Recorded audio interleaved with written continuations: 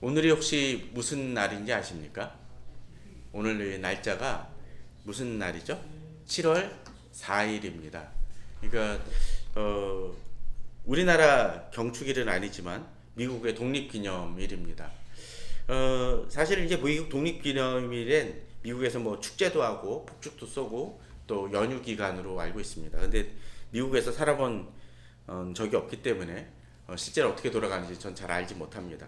그러나 뭐 해운대나 뭐 그런 데서 가끔씩 그 요번에도 뭐 오늘은 이제 비가 와서 그렇겠지만 그 폭죽을 이제 미군 사람들이나 외국인들이 버릴 거라는 얘기가 있어서 그것을 단속한다는 얘기를 들은 거로 봐서는 분명히 정말 그렇게 작게 지나가는 행사는 아닐 것 같습니다.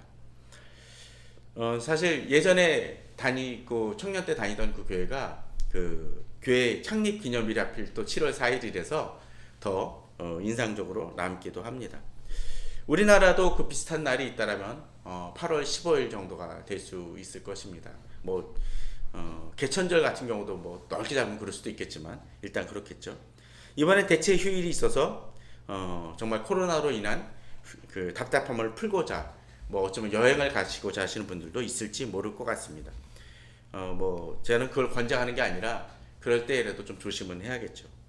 그렇지만 우리는 한 가지 기억해야 될 것이 있습니다. 그런 기념일은 그저 쉬라고만 주어진 날은 분명 아닐 것이라는 것이죠.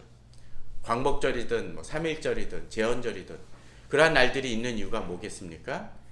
그런 날들, 그 경축일을 세운, 그 국경일을 세운 그 의미로서의 그 날을 되새겨보며 정말로 그 의미가 갖고 있는 귀한 일들을 생각하고 다시 마음속에 다지라는 이야기일 것입니다.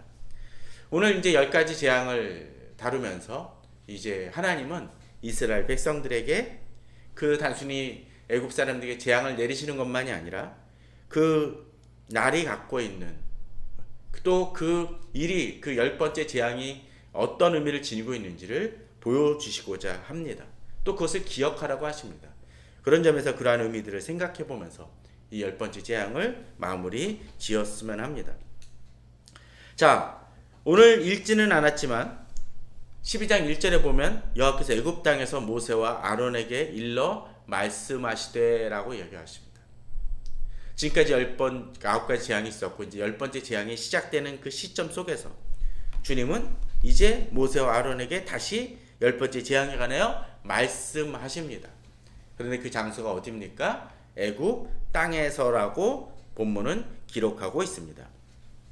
사실 우리들은 기도할 때 개인적으로 어려운 문제나 답답한 문제가 있을 때 어떻게 행하시나요? 저도 어떤 때 보면은 기도실을 찾고 정말 은밀한 장소를 찾거나 좀 더 심각한 문제 같은 경우는 어떨까요? 뭐 기도를 간다든지 또는 어떤 특별한 수련원이라도 가서 말씀을 읽으면서 기도하고자 하는 마음이 들 것입니다.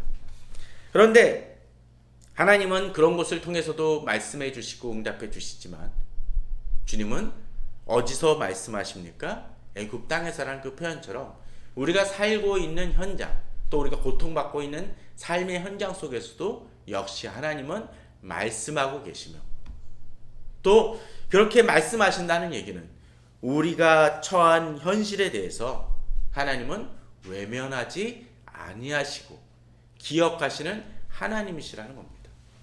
제가 아까 예를 들었던 모 교회가 성도들에게 이렇게 특별히 헌금을 하고 나눠주는 그 행위를 하는 이유 중에 하나는 사실 교회나 그런 쪽에서는 여러 가지 어렵다고는 얘기를 하지만 정작 성도들의 삶의 현장을 잊어버리거나 그렇게까지 실감나게 느끼지 못할 때가 있곤 합니다.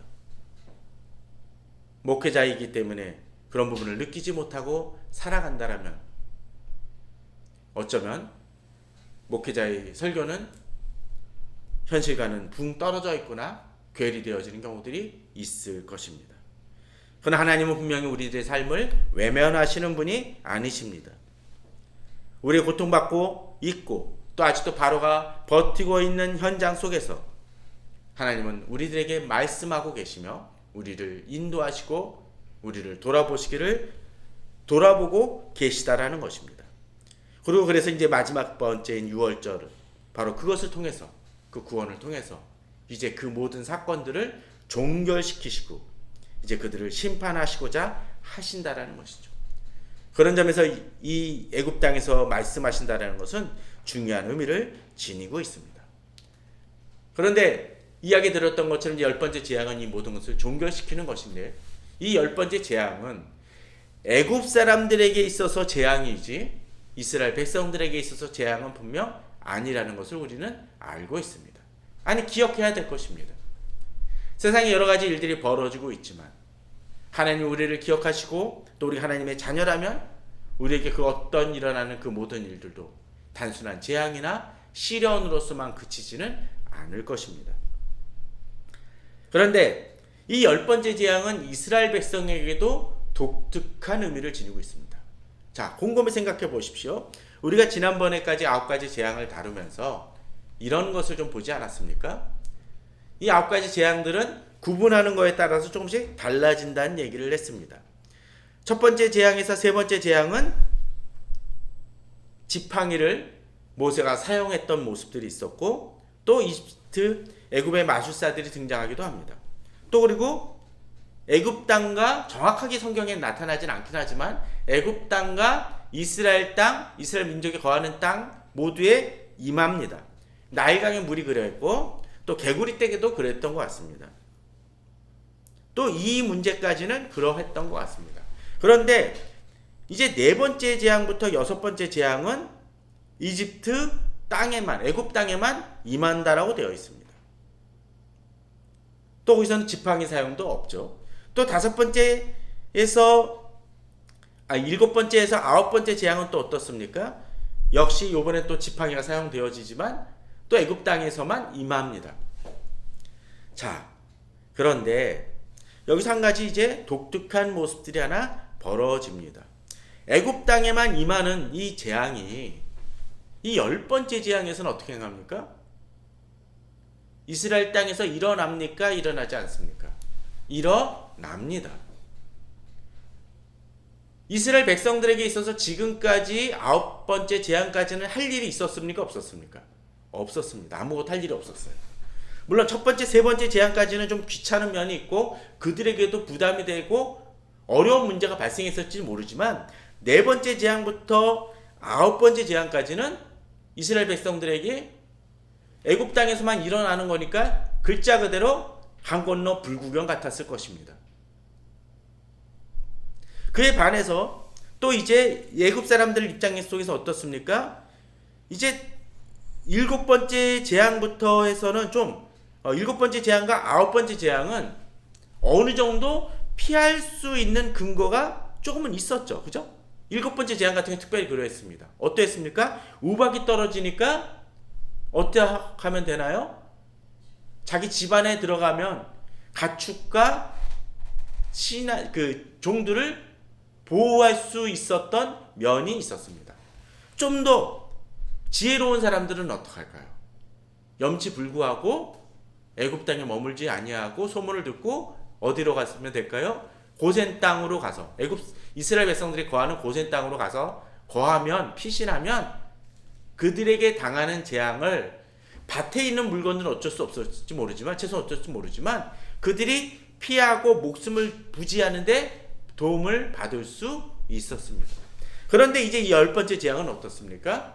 이스라엘 민족에게도 백성들에게도 임할 수 있었습니다.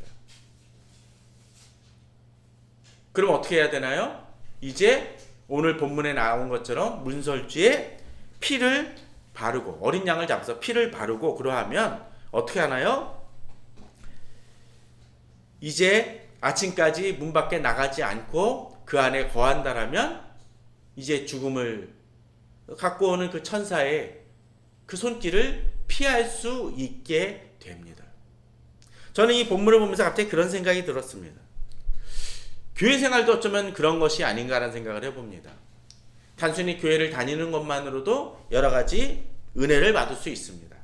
물론 이제 부담감을 먼저 얘기하시는 분들도 있지만 찬송과 또 말씀을 들을 수 있습니다. 말씀을 통해서 어떤 분들은 꼭 여러 가지 하나님을 깊이 만나는 것이 아니더라도 세상의 지혜를 얻을 수도 있고 삶의 위로를 받을 수도 있습니다.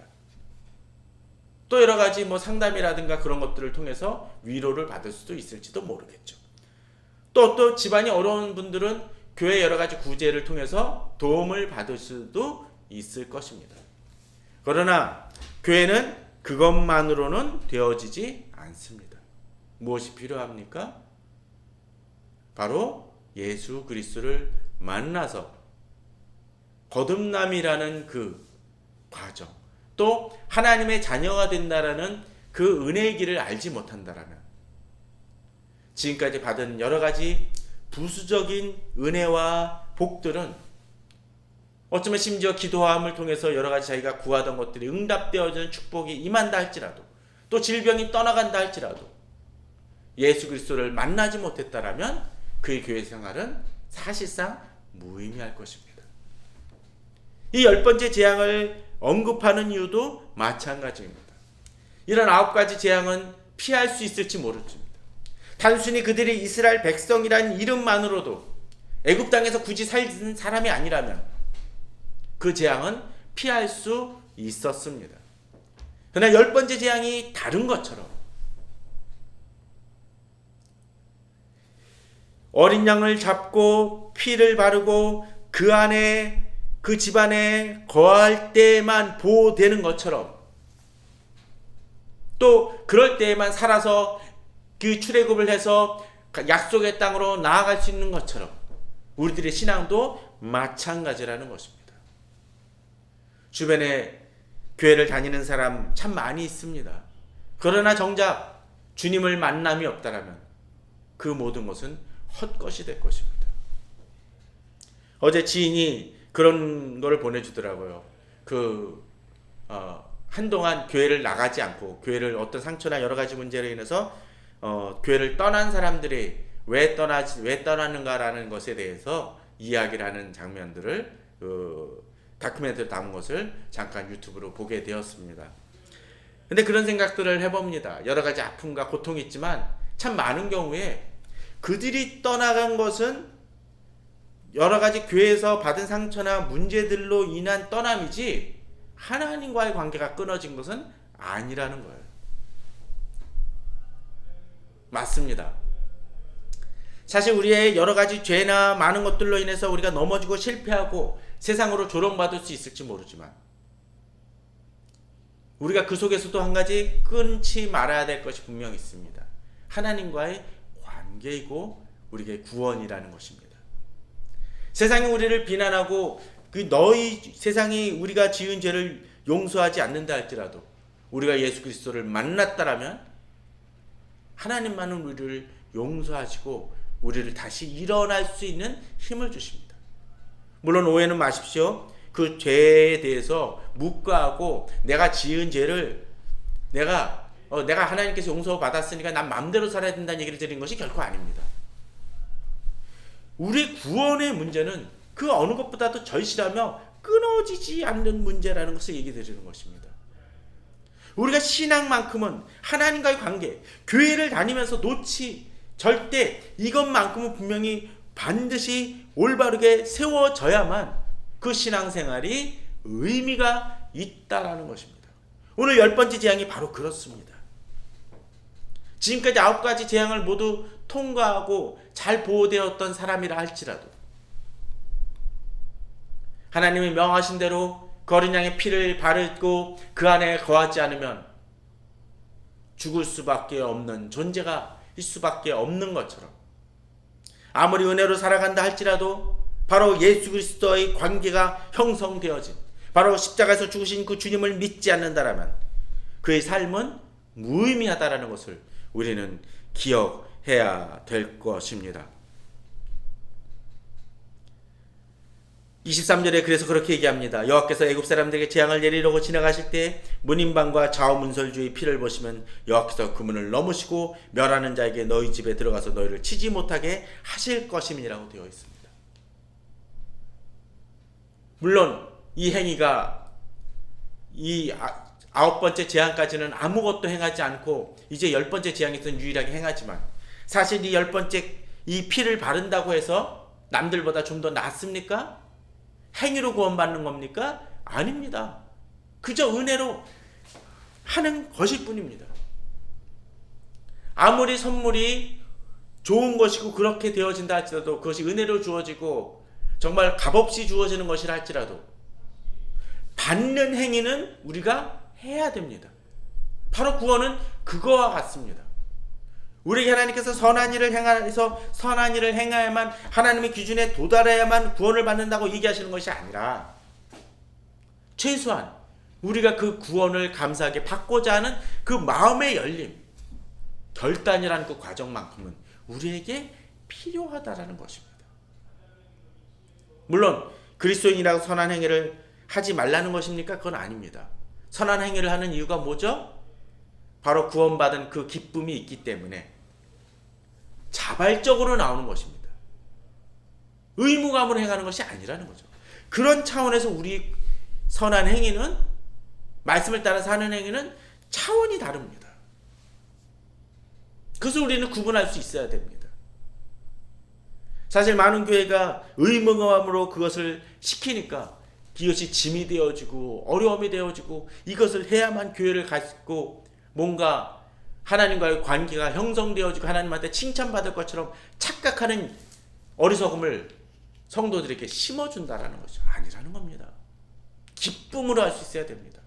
그러게 예전에 저는 교회에서 부교육자로 행할 때조차도 성도들에게 기쁨이 없으면 하지 않도록 말하곤 했습니다. 예배도 제대로 드리지 못하고, 가끔씩 예배도 드리지 못하고 그 주일학교 봉사를 하는 분들에게 있어서는 예배부터 드리는 이야기를 저는 하곤 했습니다. 왜요? 우리에게는 의무감이 먼저가 아니라는 거죠. 하나님과의 관계가 그 무엇보다도 중요하기 때문이었습니다. 주님은 우리가 은혜를 받고자 하는 그 이들에게, 그것을 위한 결단을 하는 이들에게 구원을 베푸시는 주님이십니다. 저는 그런 생각을 해봅니다. 애굽 사람들조차도 주님을 믿고 아마 이것을 따라했다라면 분명 구원받은 이들이 있었을 것입니다. 단순히 형식적인 것은 분명 아니겠지만요. 그러기에 지난번에도 한번 얘기 드렸지만, 이스라엘 백성들이 이 출애굽을 할 때 이스라엘 백성들만 나갔습니까? 아니었습니다. 본문을 보게 되면 수많은 잡족들이 함께 했다고 되어 있어요. 표현이 좀 이상하긴 하지만 수많은 외국인들, 이방인들이 같이 했다는 것입니다. 이들이 그냥 쫓아나왔습니까? 살아나왔으니까 가능한 거잖아요. 바로 이스라엘 백성들하고 사는 것이 애굽 땅의 그 풍요를 누리는 것보다 낫다라고 생각했기 때문에 같이 나온 겁니다. 이미 하나님을 섬기는 이들이었다라는 것이죠.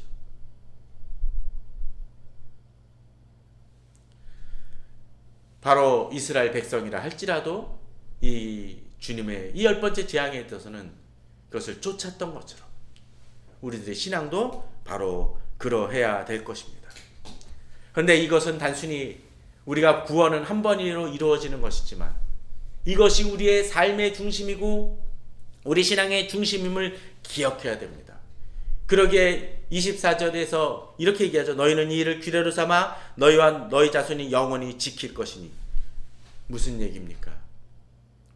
바로 이 유월절 의식이처럼 그들이 기억하는 것은 하나님의 은혜가 없이는 그들이 살 수 없는 존재라는 것을 인정하고 하나님이 우리의 중심이라는 것을 고백하는 신앙이 이어진다는 것입니다. 이것을 이룰 때 이스라엘 백성들은 실패하곤 했습니다. 넘어지곤 했습니다. 우리도 마찬가지입니다. 예수 그리스도 없이는 우리가 살 수 없는 존재라는 것을 깨닫지 못할 때 우리는 실패하곤 합니다. 교회로서의 정체성을 잃어버리곤 합니다. 그래 잊으니까 자기가 중심이 되어지고 자기가 높아지려고 합니다. 25절에 너희는 여호와께서 허락하신 대로 너에게 주시는 땅에 이를 때 이 예식을 지킬 것이라고 합니다. 우리 하나님의 자녀라면, 우리가 교회를 세웠다라면 이것을 기억하며 나아가야 됩니다. 이것을 잊을 때 우리는 실패하곤 합니다. 목사도 이 구원 외에, 십자가 외에 다른 방법으로 뭔가 사역을 이끌어 가려고 하고 머리를 굴리기 시작을 합니다. 그러면 100이면 100, 실패할 수밖에 없습니다. 아니, 세상적으로는 성공한다 할지라도 결국은 하나님 앞에서는 상급을 받거나 어쩌면 하나님의 천국의 도성에 들어갈 자격조차도 없을 수 있습니다. 우리는 기억해야 됩니다. 무엇이 중요한지를 깨달아야 합니다. 이후에 너희 자녀가 묻기를 이 예식이 무슨 뜻이냐 하거든 너희는 이르기를 이는 여호와의 유월절 제사라. 여호와께서 애굽 사람에게 재앙을 내리실 때 애굽에 있는 이스라엘 자손의 집을 넘사 우리 집을 구원하셨느니라 하라 하매 백성이 머리 숙여 경배하니라고 되어 있습니다. 모세가 이것을 다시 이스라엘 백성들에게 다져주며 아직 유월절 의식을 행하기 전에 가르쳐주고 있는 모습이죠. 이것은 중요합니다. 마치 독립기념일을 하고 광복절은 보내지만 정작 그거는 아무것도 생각하지 않고 지나가는 것처럼 우리도 어쩌면 예수 그리스도의 십자가를 이야기는 하지만 그 마음속에 이것이 무슨 의미인지를 물어보는 신앙이 없다면 우리는 실패할 수밖에 없습니다. 이 신앙을 우리가 가져야 될 것이고 우리 자녀들에게 또 교회 공동체가 이것을 되새길 때 진정 그 교회는 힘을 얻고 주님 앞에서 바로 선 교회가 되어질 것입니다. 이제 한 걸음 더 나아갑니다. 이제 이스라엘 자손들이 물러가서 그대로 행합니다. 여호와께서 모세 아론에게 행하신 대로 행합니다. 그랬더니 어떤 일이 벌어집니까? 그 밤에 이제 애굽 땅에서 이 바로와 또 애굽 신하들과 또 심지어는 옥에 갇힌 사람의 장자까지와 가축이 처없다고 심지어는 그것을 다 치셔가지고 그날 밤에 애굽에 큰 부르짖음이 있었다라고 되어 있습니다. 지금까지 참 많은 재앙들은 낮이라든지 아침에 일어나는 일들이 많았습니다. 그러나 지금의 경우는 어떻습니까? 밤에 일어납니다. 밤은 어떤 밤입니까? 우리가 하루의 피곤함을 풀고자 잠드는 밤입니다. 활동하지 아니하고 이제는 편안히 쉬겠거니 잠드는 밤입니다. 그런데 그 밤에 그들은 잠들었지만 그 밤이 평안의 밤이 아니라 울부짖음의 밤, 애통의 밤이 되고 맙니다. 말세 때도 마찬가지일 것입니다. 말세 때의 본문을 그 관계된 본문들을 보면 뭐합니까? 주인이 올 때 잠들어 있는 종이 되지 말라고 얘기하고 또 말세 때에 깨어 있으라는 표현들이 여러 구절에서 나타납니다.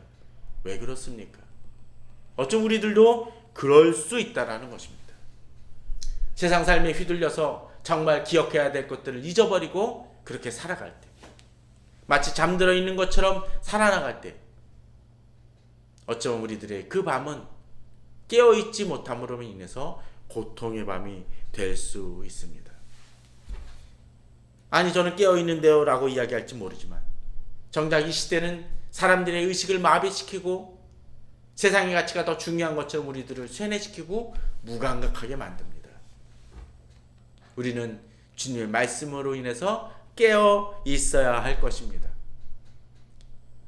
이제 2021년 하반기 첫 주인 이 예배를 드리면서 우리들이 깨어 있어야 될 것들을 어떤 면에서 깨어 있어야 될지를 다시 생각해보고 돌아보는 시간이 되길 바랍니다. 혹시라도 지금까지 너무 바빠서 잊어버리고 그냥 살았던 많은 부분들이 있다면 상반기까지 어떻게 살았는지를 돌아보고 내가 혹시 끊어내버리지 못한 그런 부분들이 있다면 끊어내리고 이제 다시 한번 주님 앞에서 출발하며 깨어있는 삶을 사는 저희들이 되었으면 합니다. 그 나라의 밤은 이스라엘 백성들에게나 애굽 사람들에게나 동일한 밤이었습니다. 그러나 그 밤이 깨어있던 자에게는 이제 평안이 주어지고 은혜가 충만한 시간이 되어지고 그러나 잠들어 있던 바로와 그 애굽 사람들에게 있어서는 이 밤이 평안의 밤이 아니라 고통의 밤이 되고 맙니다. 지금까지 많은 밤들이 있어 왔겠지만 우리에게 여호와의 밤이 임합니다. 그 밤에 우리들이 어떤 삶을 사느냐에 따라서 우리가 어떤 하나님의 상급과 축복을 받을지는 우리가 어떻게 살아가느냐에 따라서 달라질 것입니다. 31절에 보면 이제 그 고통의 밤을 겪을 때 바로는 이제 모세와 아론을 부릅니다. 그 밤에 부릅니다. 그게 무슨 얘기입니까? 그만큼 그들에게 얼마나 이것이 충격적이며 아픔의 현장인지를 알기 때문입니다. 더 이상 이들을 방치했다가는 또 다른 아픔과 고통이 올려올지 모른다는 생각으로 빨리 떠나라고 얘기합니다. 지금까지 바로는 사실 어쩌면 이 바로의 이 10번째 재앙은 너무나 지나친 것 아닌가, 아픔이 아닌가, 잔혹한 거 아닌가라는 생각이 들지 모르지만 이전에도 이야기 들었던 것처럼 바로가 어떤 행위를 했었습니까? 이스라엘 백성들의 아들들을 다 죽이라는 명까지도 내렸던 이였습니다. 그런 너무 쉽게 이야기했었을지 모르지만 그가 이제 이 고통을 겪고 나서야 그가 행했던 그 행위가 얼마나 악한 것인지를 느꼈을 것입니다. 결국 그 밤에 급하게 모세와 아론을 부르고 떠나가라고 이야기합니다. 너희가 말한 대로 예전에는 막 여러 가지 타협점을 내놨던 그 바로가 너희가 말한 대로 너희 양과 너희 소도 몰아가고 나를 위하여 축복하라고 얘기합니다. 아니 방금 자기 장자가 죽게 만든 그 모세에게 뭐라고 얘기를 해요? 나를 위하여 축복하랍니다. 안 그러고서는 자기가 살 수 없는 존재라는 것을 깨달은 것이죠. 애굽 사람들은 또 우리가 다 죽은 자가 되도다라고 하면서 백성들 보고 빨리 나가라고 얘기합니다. 그리고 그들에게 필요한 것을 채워주는 일까지 합니다. 왜요? 조금이라도 지체하지 않도록 빨리빨리 내보내고자 하는 마음이 임하게 된다라는 것이죠. 이제 이스라엘 자손이 모세의 말대로 하여 애굽 사람에게 은금 패물과 의복을 구하고 이제 나가게 됩니다. 은혜를 입고 나가게 됩니다. 세상도 그러할 것입니다. 우리가 하나님 앞에서 바로 서고 하나님 앞에 깨어있는 자로서 살아나갈 때 세상은 그들이 가진 것이 더 많고 우리보다 지위가 높고 여러 가지 능력도 있을지 모르지만 진정으로 하나님의 사람들을 두려워하는 것이 이 세상의 모습입니다. 이 시대에 하나님의 말씀을 쫓는 모습이 교회에 없기 때문에, 성도에 없기 때문에, 하나님의 말씀을 그대로 쫓으며 나아가는 그 경외함이 없기 때문에 세상도 하나님의 사람들을 두려워하지 않고 있는 것입니다. 우리가 깨어 있을 때, 우리 하나님을 온전히 믿을 때, 우리를 통해서 하나님의 능력이 나타날 때 세상도 우리를 두려워하고 경외하게 됩니다. 2021년 하반기 우리는 다른 삶을 살기를 원합니다. 그러할 때 진정 하나님은 우리를 통해서 놀라운 일들을 이루실 것입니다. 이제 떠나는 사람이 60만의 사람이 드러나고 수많은 잡족과 양과 소와 심히 많은 가축들이 그들과 함께 하면서 나아갑니다. 급하게 쫓겨나는 것 같지만 축복의 사건이 벌어지고 있는 것입니다. 이 사건은 심지어는 430년이나 되었던 사건입니다. 아브라함이 제사를 드릴 때 하나님이 이스라엘 자손이 400여 년의 그 삶을 살고 난 다음에 그 땅에서 나올 것이라고 했던, 어쩌면 아브라함은 그것이 무슨 사건이 전혀 깨닫지도 못했었을 그 사건 속에서 하나님은 그 약속을 홀로 지키시고 이루십니다. 이스라엘 백성들의 고통 현장을 이제 벗어나 해방, 엑소도스로서 이 일을 이루십니다. 바로 어떠한 밤에?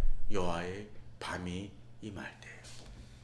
저는 우리 성도님들이 고통받고 힘들어하는 일들을 다 알진 못하지만 여러 가지 어렵고 힘든, 또 지체되어지는 것 같고 답답한 문제들이 있을지 모릅니다.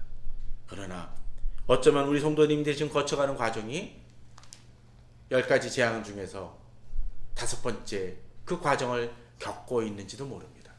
아니, 우리가 당하는 재앙이 아니라 이 세상에 대해서 싸워나가는 그 과정이기 때문에 아직도 힘들고 어려운 부분들이 있지만 주님의 10번째 재앙, 곧 여호와의 밤이 임할 때에는 우리는 분명 승리할 것입니다.